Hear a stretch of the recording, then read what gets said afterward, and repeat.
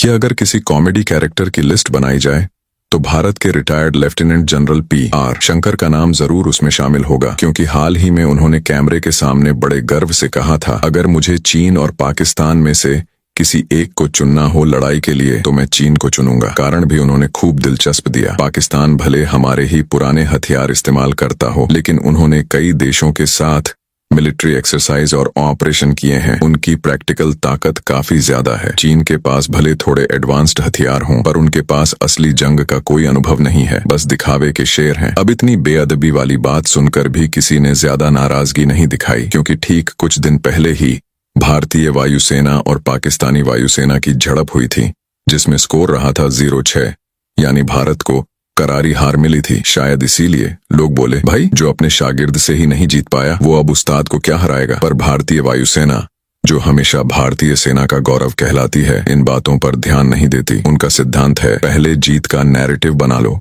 फिर सोचेंगे असल में क्या हुआ। इसलिए वो 0-6 की हार भी कुछ ही दिनों में महान रणनीतिक सफलता, बाहरी उकसावे का मुंह तोड़ जवाब और राष्ट्र की एकता का प्रतीक बन गई। यहाँ तक कि सरकार ने 10 दिन की छुट्टी तक का ऐलान कर दिया। लेकिन इस पूरे जश्न के पीछे एक गहरी सच्चाई छिपी थी। भारत की वो एयर फोर्स, जिसे दशकों की मेहनत से तैयार किया गया था, दरअसल पिछले कई सालों से अपनी ही उलझनों में खोती जा रही थी। और सबसे मजेदार बात ये, भारतीय वायुसेना की गलतियों का इतिहास उनकी आजादी से भी पुराना है। दूसरे विश्व युद्ध के समय जब ब्रिटिश इंडियन एयर फोर्स यानी भारतीय वायुसेना का पूर्व रूप ब्रिटिश सेना के साथ जापान से लड़ रही थी, तब भी कई बार उन्होंने अपनी ही सेना पर बम गिरा दिए। ग्राउंड स्टाफ ऐसे थे जो सिर्फ नाम के इंजीनियर थे, नट बोल्ट तक नहीं कस पाते थे। फिर भी आसमान में उड़ते ये पायलट मिसाइल और बम लेकर प्रिसिशन स्ट्राइक के सपने देख रहे थे। और यही सपना धीरे धीरे पूरे भारतीय उपमहाद्वीप के लोगों के मन में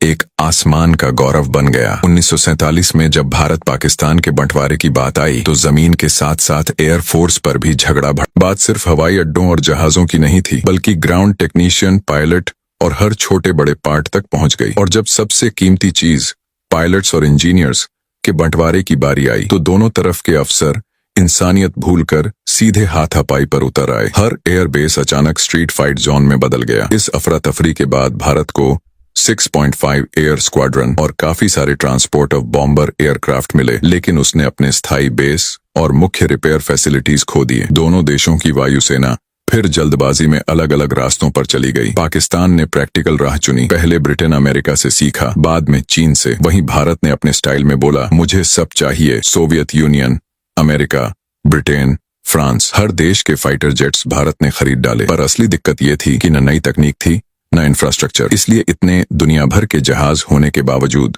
वो किसी एक को भी पूरी क्षमता से उड़ा नहीं पाए। अगर किस्मत की बात करें तो भारतीय वायुसेना की कहानी पूरी की पूरी नसीब और नौटंकी पर टिकी है। अगर उनके इतिहास का सार निकालो तो बस 3 लाइनें काफी हैं। जंग से पहले बड़ी बड़ी बातें, जंग के दौरान चुप्पी और जंग के बाद बेहिसाब बहाने। 1962 की जंग से पहले भारत ने खुद को पूरे एशिया की सबसे ताकतवर वायुसेना घोषित कर दिया था। अंतर्राष्ट्रीय मंचों पर बढ़ चढ़कर बयान दिए गए, हमें दुश्मन को हराने में बस कुछ मिनट लगेंगे। यहाँ तक कि चीन को खुली चुनौती दी गई, डरते हो आमने सामने आओ। लेकिन जैसे ही असली लड़ाई शुरू हुई, वो शेर कुछ ही दिनों में चूहा बन गया। चीनी सेना पहाड़ों से उतरकर जैसे बवंडर की तरह आगे बढ़ी तो भारतीय फोर्सेस बुरी तरह टूटने लगी। राजधानी दिल्ली तक खतरा महसूस हुआ और वो वायुसेना जो 7 महीने पहले तक एशिया की शान होने का दावा कर रही थी, अब डर के मारे बेस से बाहर तक नहीं निकल रही थी। प्रधानमंत्री नेहरू ने बार बार आदेश दिए, देश की रक्षा करो, पर पायलट्स ने बहाने बना दिए। चीन ने भारी बम वर्षक तैनात कर दिए हैं, वो किसी भी वक्त दिल्ली पर हमला कर सकते हैं, यानी खुद ही डर कर बचाव में बैठ गए। लेकिन जैसे ही युद्ध खत्म हुआ, वही वायुसेना फिर से मीडिया में लौट आई और बयान दिया, हमारे पास एशिया के सबसे एडवांस्ड जेट हैं। बस बदकिस्मती से उस वक्त आधे रिपेयर में थे, वरना एक झटके में दुश्मन को हरा देते। अब जरा देखें कि जमीन पर उनकी असली ताकत कितनी है। कागज पर तो सब कुछ शानदार दिखता है, वैम्पायर, मिस्टेयर से लेकर नई सदी के सुखोई 30 MKI तक, हर विमान इंटरनेशनल मार्केट का नामी मॉडल है। कागजी रैंकिंग में भारत वाकई टॉप में आता है, लेकिन समस्या ये है, हथियार होना एक बात है, उसे चलाना आना दूसरी। और यही जगह है जहां वायुसेना की पोल खुलती है। 1950 के दशक से लेकर अब तक भारत ने बिना किसी युद्ध के करीब 2800 लड़ाकू विमान खो दिए हैं। यानी ट्रेनिंग या फ्लाइट टेस्ट के दौरान ही सब गिर गए। 1965 की जंग में तो कमाल ही कर दिया। वापस लौटते वक्त एक पायलट ने गलती से गलत बटन दबा दिया और 50 रॉकेट सीधे अपने ही एयरबेस पर दाग दिए। दुनिया की वायुसेना के इतिहास में ऐसा मैं खुद को बम मार दूं वाला रिकॉर्ड आज तक नहीं टूटा। अब कोई कहेगा यार ये तो इत्तेफाक था, पर अगर नतीजे देखो तो समझ जाओगे ये सिस्टमैटिक गड़बड़ी है। क्योंकि जब भी भारत और पाकिस्तान आमने सामने आए, दोनों में कोई रहम नहीं हुआ, पर नतीजे हमेशा भारत के लिए ज्यादा शर्मनाक निकले। यही वो दौर था जिसने दोनों देशों की असली ताकत की परीक्षा ली। 20वीं सदी की जंगों में जमीन, संसाधन, टेक्नोलॉजी और फंड हर मामले में पाकिस्तान भारत से पिछड़ा हुआ था। फिर भी उसने हर बार आसमान में डटकर मुकाबला किया। पहली भारत पाक जंग के दौरान भारतीय वायुसेना ने डकोटा ट्रांसपोर्ट प्लेन्स के जरिए तुरंत सैनिकों और सामान की सप्लाई शुरू की। इस तेज एयर सपोर्ट की वजह से पाकिस्तानी फोर्सेस, जिनके पास संगठित एयर सपोर्ट और ट्रांसपोर्ट की कमी थी, पीछे हटने पर मजबूर हो गईं। दूसरी जंग 1965 में दोनों देशों को अमेरिका, ब्रिटेन और सोवियत संघ जैसी ताकतों से हथियार मिले। आसमान में मानो सुपर पावरों की जंग छिड़ गई थी। F-86 बनाम MiG-21 जैसे मुकाबले आम थे, पर नतीजा वैसा ही रहा जैसा शीत युद्ध में होता था। कोई साफ विजेता नहीं, बस एक बराबरी का अंत। फिर आई तीसरी जंग 1971, जहां पाकिस्तान की कमांड खुद बिखरी हुई थी और भारत ने मौके का पूरा फायदा उठाया। भारतीय वायुसेना ने कुछ ही दिनों में पूरी हवाई बढ़त हासिल कर ली और फिर जमीन पर दुश्मन की पोजीशनों पर लगातार बमबारी की। नतीजा, तय लक्ष्य पूरे हुए और बांग्लादेश का जन्म हुआ। इन तीनों जंगों को देखें तो साफ है, हर बार पाकिस्तान को नुकसान हुआ और भारत आसमान में हावी रहा। लेकिन कुछ ही दशकों में हालात पूरी तरह पलट गए। अब स्थिति यह है कि भारतीय वायुसेना या तो निशाना नहीं साध पाती या खुद दुश्मन के निशाने पर आ जाती है। लगातार हार और तकनीकी गड़बड़ियों ने भारत की साख गिरा दी। यहां तक कि फ्रांस की सरकार तक को कहना पड़ा, हमारे बनाए लड़ाकू विमान में कोई दिक्कत नहीं, मसला ऑपरेटरों का है।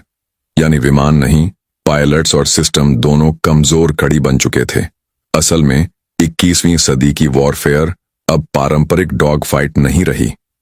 आज की लड़ाई है radar, satellite, early warning system और इलेक्ट्रॉनिक वॉरफेयर की। और इस नए दौर में पाकिस्तान ने चीन के साथ मिलकर कदम दर कदम टेक्नोलॉजी में महारत हासिल कर ली। उनके airborne early warning systems 400 kilometre से ज्यादा की रेंज में निगरानी कर सकते हैं, लगातार 8 घंटे उड़ान भर सकते हैं और डेटा ट्रांसमिशन में डिले है बस 0.5 सेकंड। ये लेवल इंटरनेशनल स्टैंडर्ड्स पर भी शानदार माना जाता है। वहीं दूसरी तरफ भारत अब भी खरीदो जोड़ो चलाओ वाली सोच में फंसा है। कभी फ्रांस से खरीद, कभी रूस से, कभी अमेरिका से।